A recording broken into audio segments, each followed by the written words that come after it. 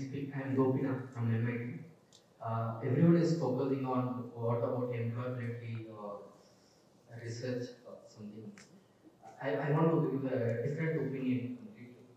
If you take Google, Apple, and Meta or Facebook, more than 60% of the employees are not a graduate from any university. Let us keep this thing first. They are not employed in, they don't have official degrees from any universities or colleges. Okay, so it got only 40% of them who are taken, especially from the Dream Institute, preferred. And what I want to tell also one more thing is, when Nalanda University or actually were operating, they never had a training and placement office. Isn't it? There were no people come, whether it's a traveler from China or Mongolia, they used to come, they stay for 4-5 years, they learn Sanskrit. After, because Sanskrit is the basic language from which either they need to go for science, biology, anything. So the purpose of education is knowledge driven, not for employment oriented. They never structured in that manner. And the main purpose of education should be like, it should be curiosity driven and passion. What we speak about electives or anything, something about entrepreneurship, everything. When Lakshman Narayanamurthy someone, when he started Infosys or the Cognizant owner, they never had a entrepreneurship cell or incubation center in the universities. They started, Mark Zuckerberg, they never started. They never waited an incubation center to facilitate them to happen. When Larry Page started the Google, I'm very close to one of that member. He was one of my friend's teacher. So when he came with that proposal about the Google search engine algorithm, that professor facilitated him to go for it. It happened 20-25 years back. Today, it is not a structure like that. They want to do whatever they want, student. And no, they won't be able to listen to them. Example, I want to study economics, but my teacher said, you are good in physics and mathematics, you take up. So today, if you are trying to say to your students or your own son or daughter, they won't listen. Let us first understand that. The system has been changed. It is evolved. And lastly, I want to say about research. One of my favorite stories, two things. One is, we all know Avogadro number. Isn't it? Avogadro number 6.023 to 10 power 20. Avogadro, which is used in both physics and especially in chemistry. Avogadro is not a chemist. Let us first understand that. He never studied chemistry. He is a pastor in the church. He was even an officer in the church. And we all know Hubble telescope, right? So Hubble telescope is used to see the vast of the universe. By profession and training, he was a lawyer. So he never studied electives or any minor credit course, anything to understand physics. So and also the last story is about Chandrasekhar, who got a Nobel Prize for critical mass for the black hole. I'll say a small story about it. He used to go to a college to teach 2 students in Chicago. So there, the rector, the vice chancellor used to ask him, why are you going to teach far long? He has to travel for 32 kilometers to teach and he has to come back. So the vice chancellor used to ask, why are you traveling like that? He said that 2 students are Chinese students. So he said that these people will do something great in the future. And after some 7-8 years later, the 2 students got Nobel Prize.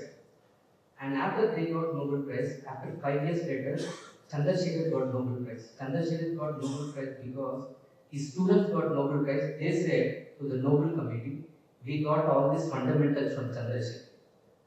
So what is important is that the education should be curiosity and passion. If this is not my statement also. This is from Albert Einstein. If it is curiosity and passion is driving, Venkat Raman, who is a chemist, who got a Nobel Prize in biology, the Indian who is right now in UK. So this all will happen.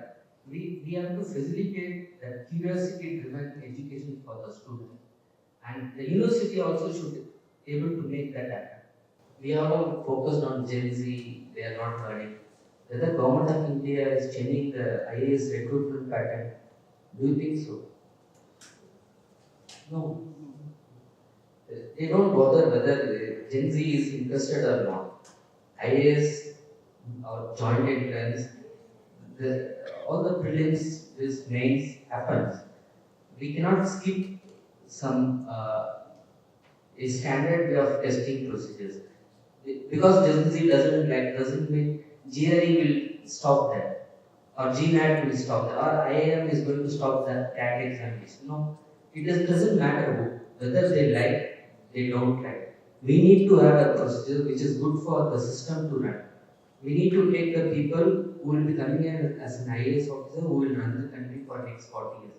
We should not think whether the student like prelims, mains, whether they like general studies. It doesn't matter. We should know what is right for the system to run. That is what. We should not bother what AA will do, what student will like, what parents will like. UPSC never take the opinions of the stakeholders, whether to conduct an examination, to conduct an interview process.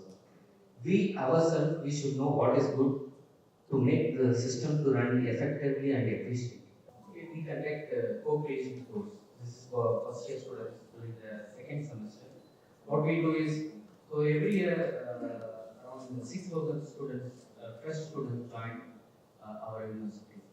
So we form a team which is around 50 as a team size, in which two students will be an electronics engineer, one student will be a mechanical engineer, one student might be economics, two students will be from law, legal studies, or one or two students from psychology like that. So they will be taking on social problem and co-creation. So it's like creation. If I am creating something creation. If I am taking help of other people, like co-producers, like that. So co-creation is a transdisciplinary research project where students from a different discipline participate together. And so if many students join from different disciplines, we refer it as multidisciplinary. But when this multidisciplinary is interacting with the society, then it becomes a transdisciplinary. So this word trans is not a new thing. It is first used in connecting America and Europe for transatlantic cable. पहले बार George Graham Bell came with the telegraphy communications.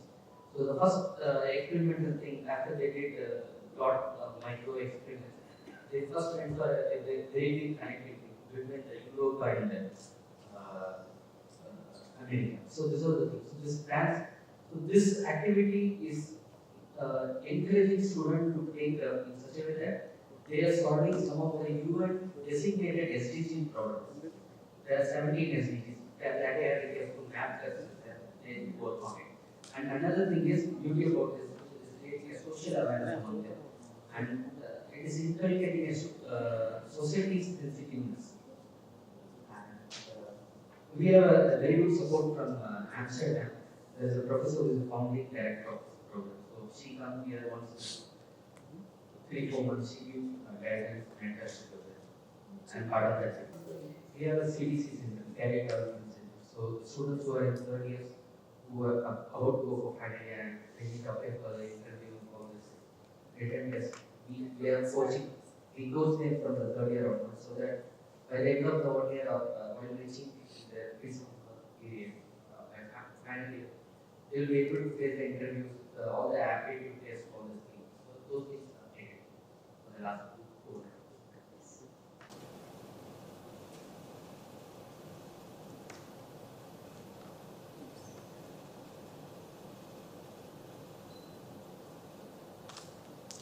Wait.